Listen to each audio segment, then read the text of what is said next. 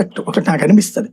వీళ్ళందరూ పీకే బోకే ఇట్లాంటి వాళ్ళకి కోట్లు తగిలేస్తారు కదా, అతను మనం చెప్పినట్టు వినమానండి, ఫండింగ్ ఆ సిస్టమ్ ని గ్యారంటీ సీఎం అవ్వచ్చు.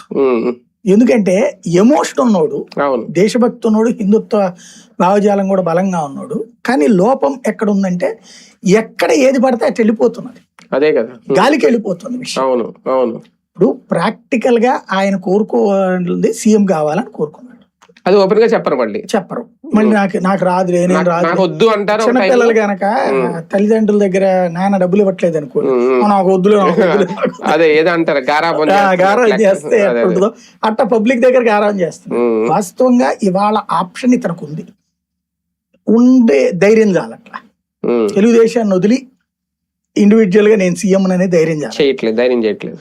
ఈయన ఒక తన ఎజెండా ప్రకటించి ఇట్లాగ రేపు 29 నాది అని చెప్పే ధైర్యం చాలు. అదే కదా, అవును. చెబితే దెబ్బతినేస్తారు, తెలుగుదేశం మీడియానే తొక్కేస్తేనే భయం ఉంది ఆయనకి. ఇప్పుడు తెలుగుదేశం అనుకూల మీడియానే మాక్సిమం ఈయన కూడా మోస్తోంది. ఈయన అట్లాగా సొంతగా ఎదుగుతానని అనుకున్నాడు అన్న క్షణం నుంచి బిగించేస్తారు, సినిమా చూపెడతారు వాళ్ళు. కాబట్టి ఆ భయం ఉంది.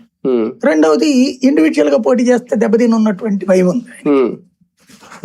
కొత్త ఎమోషన్స్ ని క్రియేట్ చేసే ప్రయత్నం చేస్తున్నారు. ఈయన చెప్పే సెంటిమెంట్ తెలంగాణ సెంటిమెంట్ తెలంగాణలో కాదు ప్రదర్శించాల్సిందే, ఆంధ్రాలో ప్రదర్శించాలి.